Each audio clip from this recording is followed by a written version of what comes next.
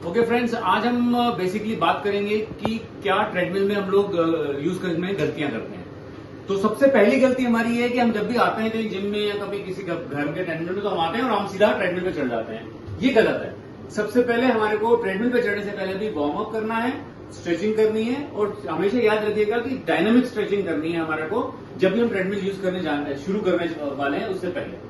अब जब हम ट्रेडमिल यूज करते हैं तो ट्रेडमिल यूज करने के लिए सब लोग क्या करते हैं, सीधा बेड पे खड़ी कर देते हैं और खड़े होकर स्टार्ट कर देते हैं। या दूसरा तरीका क्या होता है कि बहुत फास्ट बेड होती है और स्टार्ट कर देते हैं। ये तरीका गलत है। पहले आप दोनों पांव को साइड पे रखें, आप ट्रेडमिल स्टार्ट करें। ट्रेडमिल स्टार्ट होने के बाद आप बिल्कुल लो स्पीड पे ट्रेडमिल को रखें और लो स्पीड पे रखने के बाद जब आपका ट्रेडमिल का बेल्ट चालू शुरू हो जाए तो उस समय में आप अपना एक पांव को इस पे रखें और अब दूसरा पांव को रखें और अब ट्रेडमिल को आपने स्पीड बढ़ानी है या कुछ भी करना है, अब हम ट्रेडमिल को इसके आगे करें। नाउ इसके बाद नेक्स्ट पॉइंट होता है, लोग जो है वो अपने सोचते हैं कि बहुत सेफ्टी हो जाएगी तो वो ये पकड़कर ट्रेडमिल करने की कोशिश करते हैं। याद रखिए ये नेचुरल फॉर्म नहीं है ट्रेडमिल यूज करने का। तो आपको जब भी ट्रेडमिल यूज करना है तो आपको ये छोड़ना है। नेक्स्ट गलती, लोग छोड़ भी देते हैं तो बहुत स्टिफ हो जाते हैं, अपना हाथ यूज नहीं करते हैं। लेकिन आप नॉर्मल देखो, जब आप बाहर चलते हो तो हमेशा हम अपना हाथ फ्रीली यूज करते हैं। तो इस वजह से हमारे को हमेशा याद रखना है कि हमें अपना चलते समय हाथ भी रखना है। कुछ लोग क्या करते हैं, वो इसको आगे पकड़ लेते हैं और थोड़ा आगे से लीन फॉरवर्ड करते हैं। याद रखना है कि बेल्ट अपने आप चल रही है, मोटराइज्ड है, तो आपको इसको धक्का नहीं मारना है। तो इसलिए आप इसको जो है आराम से इसको पकड़ें और पकड़कर आप इसको पहले बार पकड़ना नहीं है, लेकिन अगर आपको बीच में पकड़ना भी पड़े बैलेंसिंग के लिए तो पकड़ें। जब चलना शुरू हो जाए छोड़ दें और वापस नॉर्मल चलें। नीचे नहीं देखना है। आप देखो जब आप चलते हो तो नीचे थोड़ी देखते हो, सामने देखते हो।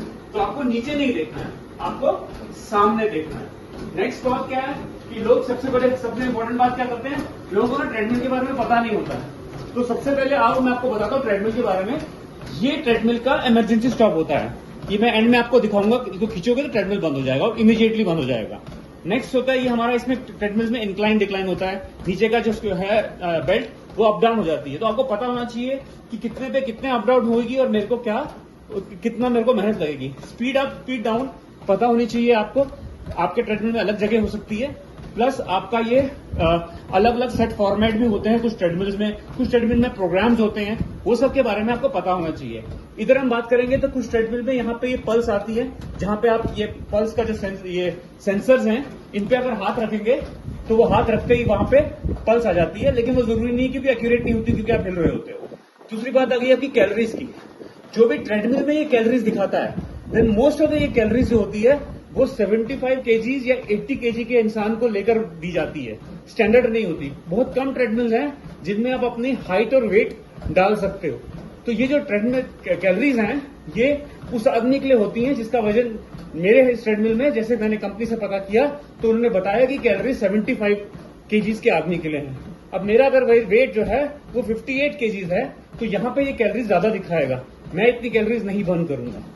उसके बाद आपका यहाँ पे डिस्टेंस होता है, इसमें आपकी स्पीड आती है और अगर मैंने कोई प्रोग्राम चूज किया तो प्रोग्राम भी आता है और टाइम भी आता है। तो आपको ये पता होना चाहिए कि आपके जो ट्रेडमिल, जो भी आप ट्रेडमिल यूज कर रहे हैं, उस ट्रेडमिल में आपके क्या क्या फंक्शंस हैं। तो उन्होंने ये रिपोर्ट किया कि हम लोग ट्रेडमिल यूज करते हैं और हमारा नी पेन हो जाता है। लोग ये नहीं समझते कि आप लोगों ने सबसे पहले गलती की, वार्म अप नहीं किया और आगे। अब मैं आपको दिखाऊंगा, मैं चल रहा हूं, लेकिन जनरली ये मिस्टेक लोग चलने में करेंगे या रनिंग में करेंगे। आप मेरे नीचे पाँव को ध्यान से देखिएगा। अगर मैं अपना जो पाँव है, ये मेरी नॉर्मल स्ट्राइड है, ये मेरी नॉर्मल स्ट्राइड है। अगर मैं इसको बढ़ाता हूँ, ओवर स्ट्राइडिंग करता हूँ, तो आप देख सकते हैं मेरी पहले हील लग रही है। मेरे को अगर इसमें आगे बढ़ना है तो मेरी पहले हील लग रही है। तो दैट मीन मैं हील स्ट्राइक कर रहा हूँ। इसकी वजह से मेरे को जो मेरे जॉइंट्स हैं उसके ऊपर जोर ज्यादा पड़ेगा। क्योंकि जॉइंट्स के ऊपर जोर ज्यादा पड़ेगा तो ऑब्वियसली मेरे को पेन होगा। नेक्स्ट इंपॉर्टेंट बात, लोग क्या करते हैं, ट्रेडमिल पे भाग रहे हैं क्योंकि ट्रेडमिल मोटराइज्ड है तो इसमें एक स्पीड सेट हो जाती है। और हम लोग जब है, हम लोग चाहते हैं, जोश में होते हैं, हम लोग कहते हैं हमें अच्छी तरह से करना है, तो हम लोग इसमें हायर स्पीड सेट कर देते हैं जो हमारी स्पीड हमारे बस की नहीं होती। उसकी वजह से क्या होगा, आप ओवर स्ट्राइडिंग तो करेंगे लेकिन आपका रॉन्ग फुट रॉन्ग तरीके से पड़ेगा, जिसकी वजह से अगेन आपको एंकल में, नी में या हिप जॉइंट में या सब पे ये प्रॉब्लम या पेन आ सकता है ना। सबसे सेफ्टी का तरीका ये बताऊंगा आपको कि अगर आपको ट्रेडमिल में सेफली काम करना है तो बेस्ट तरीका यह है कि जो आपका स्ट्राइड है उसको आप आर्म्स के साथ मिलाएं और अपने स्ट्राइड को नॉर्मल स्ट्राइड से थोड़ा सा छोटा रखें। आप देख रहे हैं कि मैं क्या कर रहा हूं, मेरा नॉर्मल स्ट्राइड इतना था शायद, ओके, तो अब मैंने क्या किया, मैंने अपने नॉर्मल स्ट्राइड को छोटा कर दिया, प्लस मैंने अपने हाथ को, आप देख सकते हैं मैंने अपने हाथों को थोड़ा ऊपर कर दिया है। अब क्या हो रहा है, मैं अपने हाथों का स्विंग ले रहा हूं जिसकी वजह से अब मैं बैलेंस कर पा रहा हूं। अगर मैं इसमें रन भी करना चाहूं तो इस बैलेंस में मैं अपना स्ट्राइड का लेंथ छोटा रखूंगा, मेरी केडेंस ज्यादा रहेगी।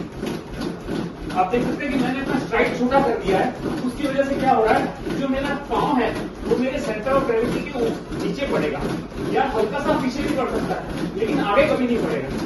ना मैं बेंड कर रहा हूं, ना मैं क्राउच कर रहा हूं, मैं शोल्डर बंद नहीं किया, मैं शोल्डर खोल रहा हूं, मैंने अपनी आर्म्स को खोले मिले और नॉर्मल मैं अपने फुट से सिंक्रोनाइज करके मैं इसमें फर्स्ट क्लास तरीके से बैलेंस तरीके